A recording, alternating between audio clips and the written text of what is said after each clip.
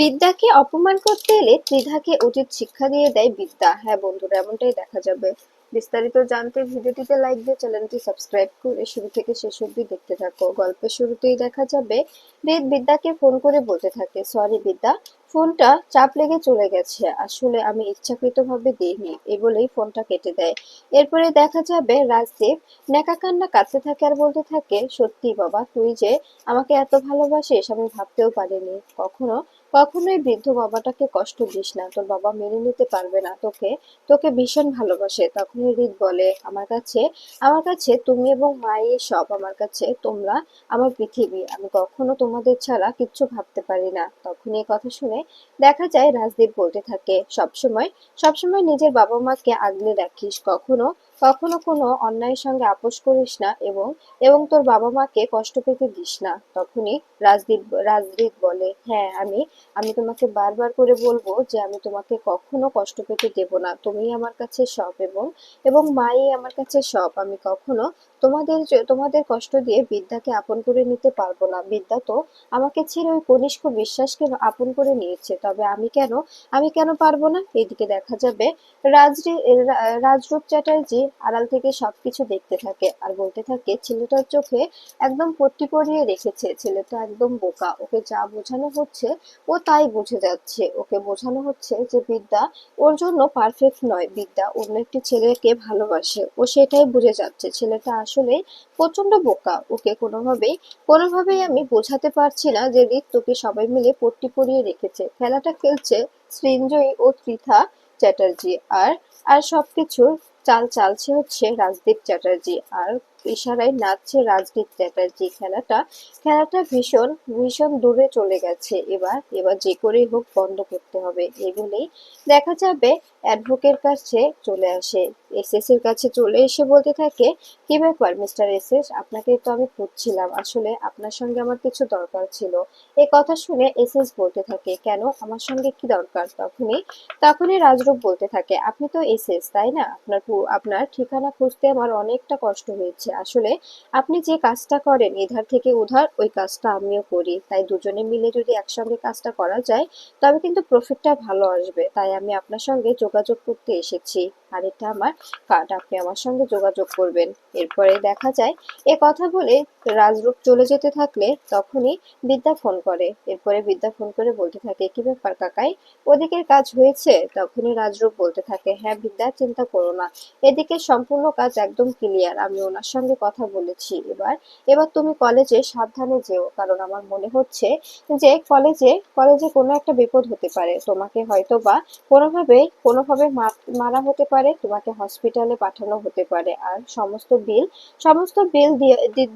দেওয়া হবে কনিষ্ক বিশ্বাসের অ্যাকাউন্ট থেকে। এই কথা শুনে বিদ্যা অবাক হয়ে যায় আর বলতে থাকে, আপনি এসব কি করে জানলেন? তখনই রূপ বলতে থাকে, জানতে হয় বিদ্যা, সবটা জানতে হয়। আসলে আমি যেখানে গিয়েছিলাম সেখানের লোকগুলো ভালো নয়, সবকটা এক একটা ক্রিমিনালস, ওরা সবাই নিজেদের মধ্যে বলাকওয়া করছিল। আমি তাতে বুঝতে পেলাম যে তোমাকে নিয়ে কথা হচ্ছিল, আর সমস্ত খেলা খেলছে মিসেস ত্রিধা চ্যাটার্জি এবং সৃঞ্জয়ী চ্যাটার্জি। এ কথা শুনে বিদ্যা অবাক হয়ে যায়। বিদ্যা বলতে থাকে, কাকাই আপনি কি বলছেন ভেবে বলছেন তো? তখনই রাজরূপ বলতে থাকে, হ্যাঁ আমি যা বলছি একদম ভেবে বলছি, তুমি সাবধানে যেও। এরপরে বিদ্যা বলে, ঠিক আছে, আমি সাবধানে থাকবো, আপনি চিন্তা করবেন না, আপনি বরং সাবধানে কাজকর্ম করবেন, আপনার যেন কোনো ক্ষতি না হয়, আমি এটুকুই চাই, আমি আপনার কোনো ক্ষতি মেনে নিতে পারবো না। এরপরে রূপ বলে, আমার কেউ কোনো ক্ষতি করতে পারবে না, তুমি চিন্তা করো না, আমাকে কেউ কিচ্ছু করবে না, তুমি বরং নিজের যত্ন নাও, নিজের খেয়াল রাখো, ঠিক আছে? এভাবে হুটহাট করে বেরিয়ে যেও না, একটু সেফটি নিয়ে, প্রোটেকশন নিয়ে তারপরে বেরোও, কারণ চারপাশেই তোমাকে ঘিরে ফেলা হয়েছে, শুধুমাত্র তোমাকে তোমাকে যে করে হোক কোণঠাসা করতে এবং রাজনীতির জীবন থেকে সরিয়ে দিতে চারপাশ থেকে ঘিরে ফেলা হয়েছে। কথা শুনে বিদ্যা বলে, আমি জানি যে আমাকে ঘিরে নেওয়া হয়েছে, কিন্তু আমি কাউকে ক্ষমা করব না, কখনো না, আমি কাউকে কখনো ক্ষমা করতে পারবো না। তখনই রাজরূপ বলতে থাকে, আমি জানি যে এই নোংরা খেলাটার পেছনে ওরাই আছে। এদিকে দেখা যাবে বিদ্যা বাড়িতেই রয়ে যায়। ঠিক তখনই ত্রিধা গাড়ি থেকে নামে বিদ্যার বাড়ির সামনে আর বলতে থাকে, আজকে ওকে একদম শিক্ষা দিয়ে ছাড়বো। বিদ্যাকে আজকে বুঝিয়ে দেব যে আমার ছেলের সঙ্গে সম্পর্ক রাখার ফলাফল কি হতে পারে। ও যেন কখনো আমার ছেলেকে আর ফোন না করে, আমার ছেলের সঙ্গে সম্পর্ক না রাখে, এটা ওকে আজকে আমি বুঝিয়ে দিয়ে যাব। ওর মতো মেয়ে আমি কিছুতেই আমার বাড়ির বউ হিসাবে মেনে নেব না, কিছুতেই না। এরপরে দেখা যায় এই বলেই ত্রিধা গাড়ি থেকে নেমে উপরে উঠতে থাকে আর বলতে থাকে, বিদ্যার ঘরে গিয়ে আজকে আমি বিদ্যার সঙ্গে এমন তুলকালাম বাঁধিয়ে দেবো ওকে, ও কোনোভাবে বুঝতে পারবে না। এরপরে দেখা যাবে ত্রিধা এসে বিদ্যার দরজায় নক করলে বিদ্যার দরজা খুলে ত্রিধাকে দেখে অবাক হয়ে যায় আর বলতে থাকে, কি ব্যাপার আপনি? এরপরেই ত্রিধা বলতে থাকে, হ্যাঁ আমাকে দেখে কি চমকে গেলে? এরপরে দেখা যাবে ভেতরে এসে বলতে থাকে, শোনো বিদ্যা, তোমার যা চরিত্র, এই চরিত্র নিয়ে কখনো চ্যাটার্জি বাড়িতে ঢুকতে পারবে না। আর একটা কথা বলতে এসেছি, ভুলেও আমার ছেলের সঙ্গে যোগাযোগ করার চেষ্টা করো না, আমার ছেলের আমি অন্যথা বিয়ে দেব। এ কথা শুনে বিদ্যা বলতে থাকে, আপনি কি এখানে এসব কথা বলতে এসেছেন? তখনই ত্রিধা বলে, তুমি এভাবে কথা বলছো কেন?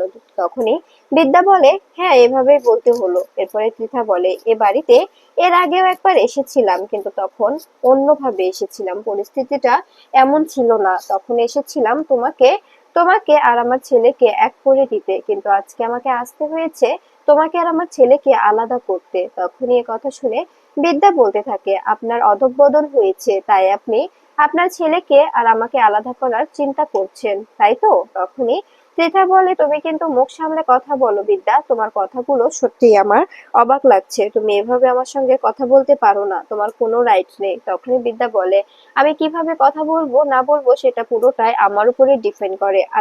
আমি নিজেরটা দিয়েই বলতে পারি। আপনি আমার সঙ্গে যেটা করতে এসেছেন, যেটা বলতে এসেছেন সেটা বলুন, আপনাকে এছাড়া আর কোনো রকম কোনো কথা বলতে হবে না। আমি সেটাই শুনতে রাজি আছি।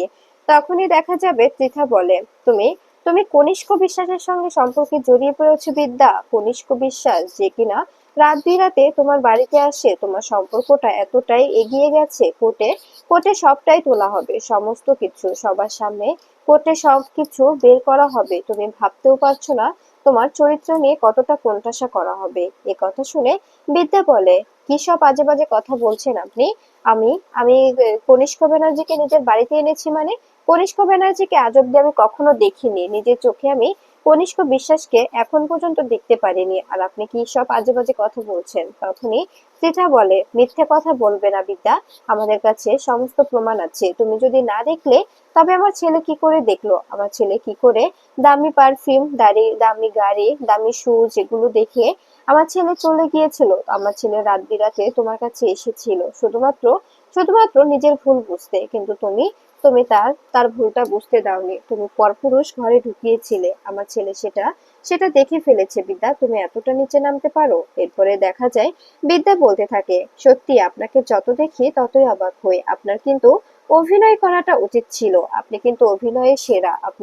আপনি কলকাঠিটা নাড়ছেন, উপর থেকে আপনি সুতো ধরে টানছেন, আর আমরা পুতুলের মতো নাচছি। আবার এখানে এসে এমন ভাব করছেন আপনি কিচ্ছু জানেন না। সমস্তটাই আমি জানি, তাই তো? কিন্তু দেখা যাচ্ছে যে আমি কিছুই জানি না, পুরোটাই আপনি জেনে না জানার ভান করছেন। শুনুন, একটা কথা মাথায় রাখবেন, একটা সময় আসবে যেদিন আপনার ছেলে এসে আমার দরজায় দাঁড়িয়ে চিৎকার করে কাঁদবে, আমার দরজায় দাঁড়িয়ে আমার কাছে ক্ষমা চাইবে, কিন্তু আমি ওকে ক্ষমা করতে রাজি হব না। আমি ওকে আমার দরজা থেকে দূর দূর করে তাড়িয়ে দেব, কিন্তু কোনোভাবেই আমি ওকে ক্ষমা করে দেব না। তখনই এই কথা শুনে ত্রিধা বলে, বিদ্যা মুখ সামলে কথা বলো, তুমি কিন্তু আমার ছেলেকে অপমান করে কথা বলছো, যেটা আমি মেনে নিতে পারছি না। এই কথা শুনে বিদ্যা বলে, কিন্তু আপনি যে আমার নারীত্ব নিয়ে কথা বলছেন তার বেলা কিছু নয়, তাই না? আপনি আমাকে অপমান করতে পারেন, আর আমি আপনার ছেলেকে অপমান করলে অনেক কিছু হয়ে যায়, তাই তো? তখন এই কথা শুনে ত্রিধা বলে, তোমার মতো নির্লজ্জ মেয়ে সত্যি আমি